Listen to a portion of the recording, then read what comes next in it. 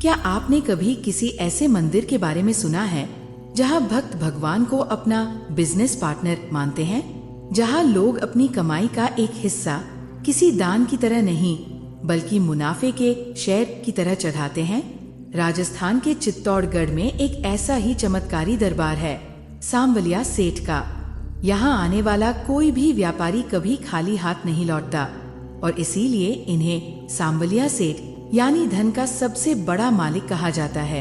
लेकिन क्या आप जानते हैं कि आखिर भगवान कृष्ण की ये सांवली मूरत जमीन के अंदर से कैसे प्रकट हुई और क्यों 500 साल पुराने एक सपने ने पूरे राजस्थान की किस्मत बदल दी?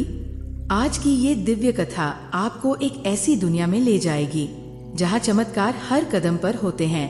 वीडियो को अंत तक देखिएगा क्योंकि आज आप जानेंगे कि कैसे एक साधारण साधु के सपने ने प्रकट किया साक्षात सांवलिया धाम को। कमेंट में पूरी श्रद्धा के साथ जय सांवलिया सेठ जरूर लिखें। ये कथा आज से लगभग 500 वर्ष पुरानी है। मेवाड़ की पावन भूमि पर चित्तौड़गढ़ और उदयपुर के बीच मंडफिया नाम का एक शांत गांव हुआ करता था। इसी गांव में भैरवदास नाम के एक संत रहते थे। भैरवदास कोई साधारण साधु नहीं बल्कि श्री हरि के अनन्य भक्त और परम तपस्वी थे। एक रात जब सारा संसार निद्रा में लीन था, भैरवदास को एक अलौकिक स्वप्न आया। उन्होंने देखा कि एक सांवला तेज पुंज से भरा दिव्य पुरुष उनसे कह रहा है, भैरव, मैं इसी धरती की गोद में छिपा बैठा हूँ। मेरा समय आ गया है कि मैं प्रकट होकर अपने भक्तों के कष्ट हरूं। मंडफिया की इस मिट्टी में मुझे ढूंढो। भैरवदास की आँख खुली तो उनका पूरा शरीर पसीने से तरबतर था और हृदय जोरों से धड़क रहा था। उन्हें समझ आ गया कि यह कोई साधारण सपना नहीं बल्कि स्वयं भगवान श्री कृष्ण का आदेश है। अगले दिन सूरज की पहली किरण के साथ ही भैरवदास गांव वालों को लेकर उस स्थान पर पहुँचे जिसका संकेत उन्हें स्वप्न में मिला था। वहाँ एक पुराना टीला था।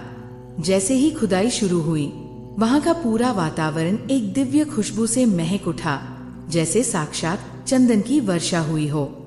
खुदाई के दौरान जैसे ही फावड़ा मिट्टी के अंदर एक पत्थर से टकराया, वहाँ मौजूद हर व्यक्ति की सांसें थम गई। धीरे धीरे मिट्टी हटाई गई और जो दृश्य सामने आया उसे देखकर लोग जयकारे लगाने लगे। जमीन के अंदर से एक नहीं बल्कि 3 अत्यंत सुंदर और सांवली मूर्तियां प्रकट हुई। भगवान कृष्ण का वो मनमोहक श्यामल स्वरूप, साथ में उनके बड़े भाई बलराम जी की प्रतिमा।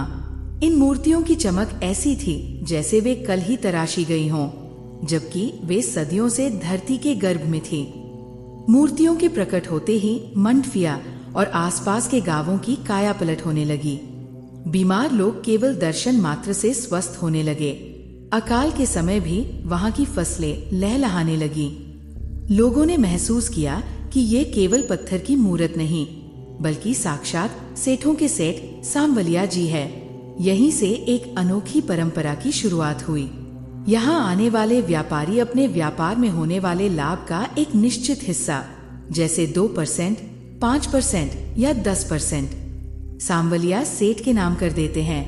लोग मानते हैं कि अगर सेठ जी साथ हैं तो घाटा कभी हो ही नहीं सकता। आज भी व्यापारी कहते हैं, पहली रसीद सांवलिया सेठ के नाम कटती है, उसके बाद ही व्यापार की तिजोरी खुलती है। सांवलिया सेठ के दरबार की गाथाएं चमत्कारों से भरी है।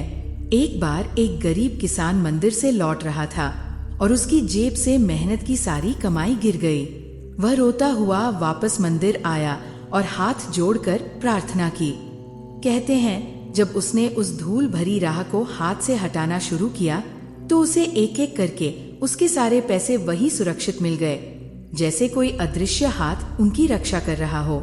इतना ही नहीं, यहाँ भक्त अपनी अर्जी एक कागज पर लिखकर मनोकामना पत्र के रूप में छोड़ते हैं। चाहे बेटी का विवाह हो, कर्ज से मुक्ति हो या संतान की चाह, लाखों लोग गवाह हैं कि सेठ जी ने उनकी चिट्ठी पढ़ी और उनकी झोली भर दी। सांवलिया सेठ के 3 मुख्य मंदिर हैं, जिन्हें मिलाकर सांवलिया धाम कहा जाता है। मंडफिया, भागल और झाड़ोल। ये धाम राजस्थान का दूसरा सबसे बड़ा धार्मिक स्थल माना जाता है। यहाँ हर महीने भंडारे और करोड़ों रुपए का चढ़ावा आता है, जो जन कल्याण और सेवा में लगाया जाता है। भक्तों, सांवलिया सेठ की ये कथा हमें सिखाती है कि जब हम अपने कर्मों और अपनी कमाई को ईश्वर के चरणों में समर्पित कर देते हैं, तो ईश्वर स्वयं हमारे जीवन के सारथी बन जाते हैं। वे केवल धन के सेठ नहीं हैं, वे तो मन की शांति और आत्मा के भी सेठ है। अगर आपके जीवन में भी कोई परेशानी है या आप किसी नई शुरुआत की सोच रहे हैं, तो एक बार सच्चे मन से सांवलिया सेठ का ध्यान कीजिए। कहते हैं, जिसने उन पर भरोसा किया उसे कभी किसी के आगे हाथ फैलाने की जरूरत नहीं पड़ी।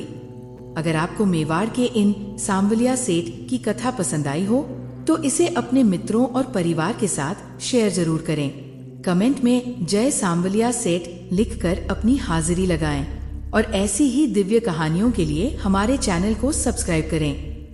राधे राधे। जय सांवलिया सेठ।